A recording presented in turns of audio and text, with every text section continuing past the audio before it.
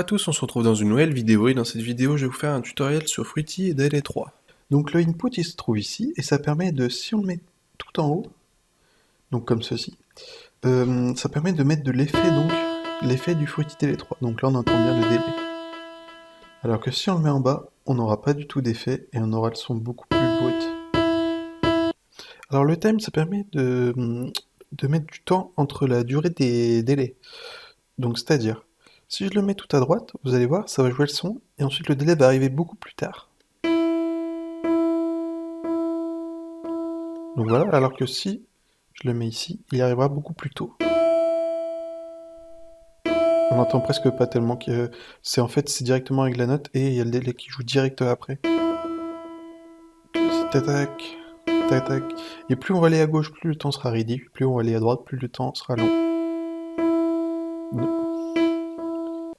Donc voilà. Ensuite, tempo 5, synchronisation. En fait, ça va changer l'interface qui est ici. Et en fait,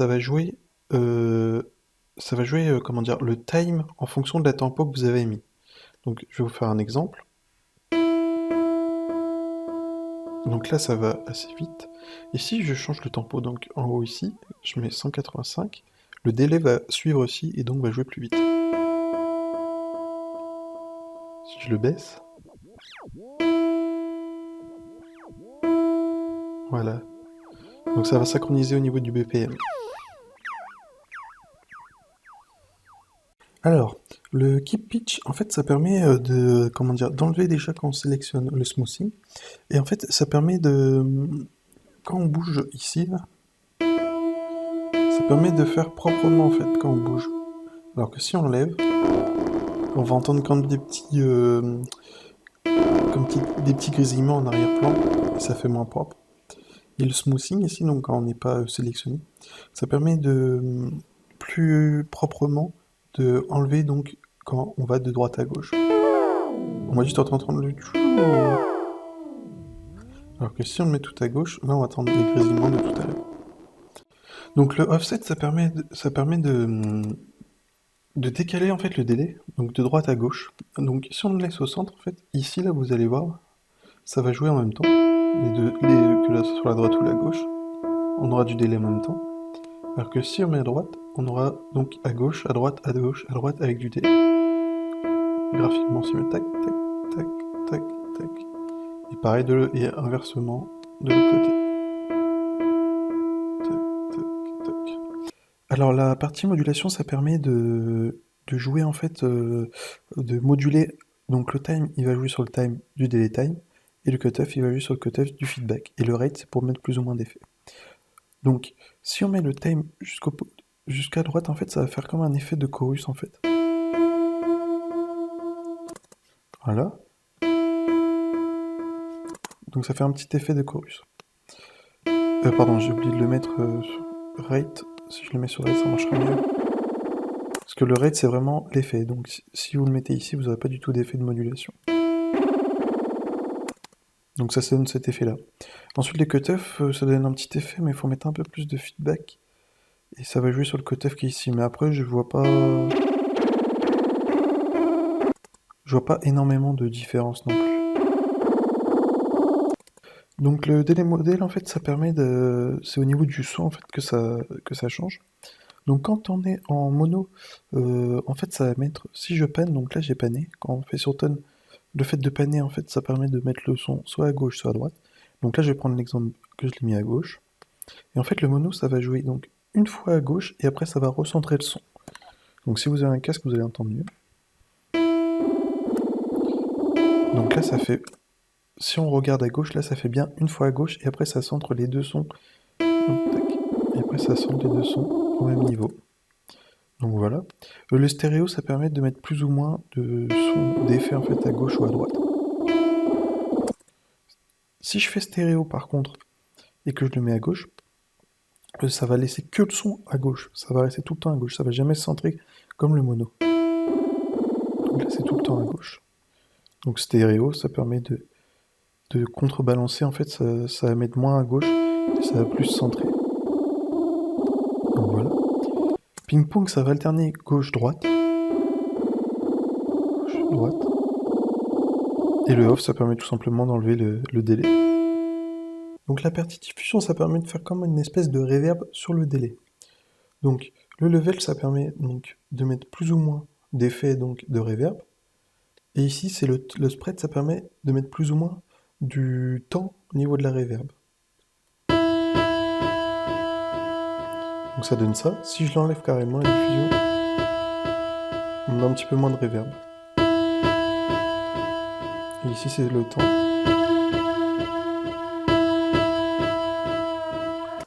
En fait, le feedback, ça permet de contrôler donc les échos. Donc après, on va aller voir donc tous les boutons qui sont ici. Donc le level. En fait, le level, c'est le nombre d'échos qu'il va avoir. Donc plus on va mettre à droite et plus il y aura beaucoup d'échos. Donc là, c'est les échos qui sont en train de jouer. Et plus on va mettre à gauche, et plus on va avoir peu d'échos. Donc voilà. Et si vous le mettez tout en rouge, parce que normalement les échos, donc ça s'atténue, alors que si vous mettez tout en rouge, ça va faire à l'infini et ça va être de plus en plus fort. Donc voilà.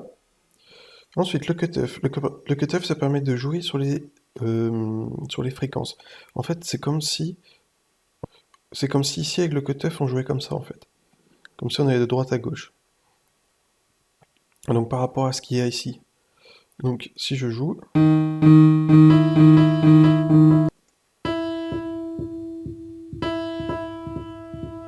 Donc c'est comme si on jouait par exemple ici.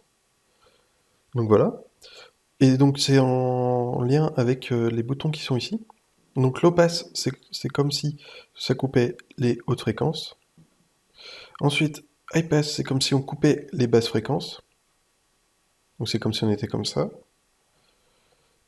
Et bypass, c'est comme si on avait juste une tranche de fréquence en fait. Donc voilà. Ensuite off, c'est pour enlever le cutoff. Donc là on n'a plus rien du tout. La résonance, ça permet de... c'est le pic d'amplitude en fait. En fait c'est comme si on avait... Donc la résonance, c'est comme si on avait un pic d'amplitude comme ça. Et donc après on va jouer dessus, donc de bas en haut. Donc ça donne ça. Donc là on n'a pas de résonance. Et si on met tout ça à droite, là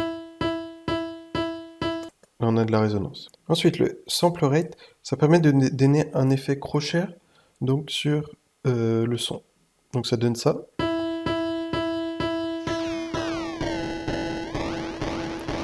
Plus on y va à gauche et plus on aura un effet crochet.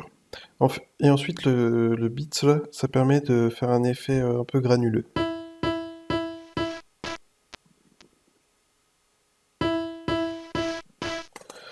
Alors la partie de feedback distorsion, ça permet de gérer la saturation. Et donc là on a deux boutons qui sont en accord avec les trois potards qui sont ici et la courbe. Donc le limite, en fait, ça permet de limiter donc la valeur de la saturation. Donc si on met le level tout à droite, ça permet de se mettre en fait au niveau du level, la limitation en fait.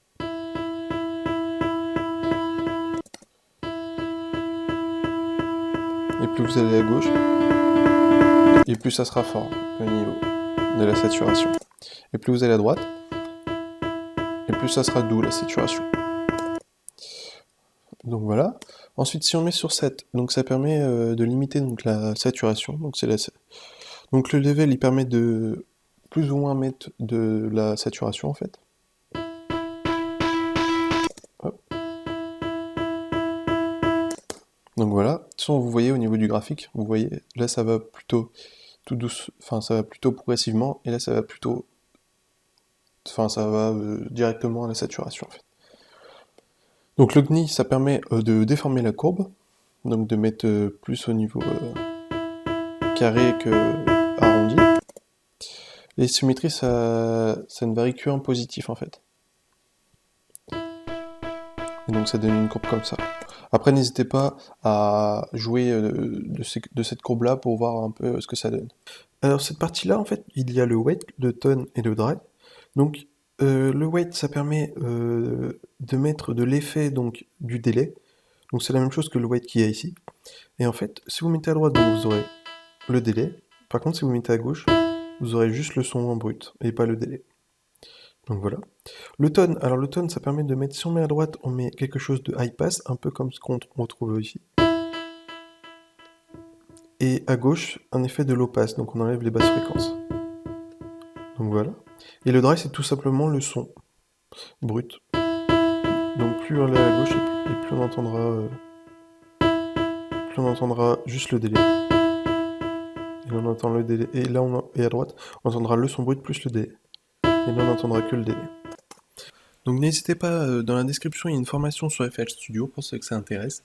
Et au revoir.